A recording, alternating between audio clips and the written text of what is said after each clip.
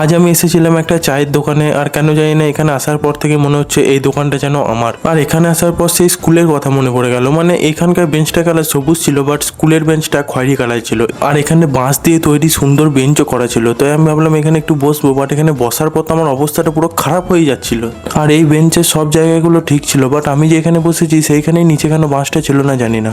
এত সুন্দর বেঞ্চ করা রয়েছে, এক ঘুম না দিলে কি হয়? চলো একটা ছোট্ট করে ঘুম দিয়ে দিই। কিন্তু ঘুম থেকে ওঠার পর কেন সত্যি চা খেতে ইচ্ছা করছিল, এই লজিকটা আমি বুঝতে পারলাম না। আর এটা যার দোকান সে তো অনেকক্ষণ ধরে ছিলই না, তাই ভাবলাম নিজে একটু চায়ের দোকানদারের মতো ভাবনি। আর আমি মানুষ ডাকা শুরু করলাম, বাট কেন জানি না একটা মানুষও ছিল না।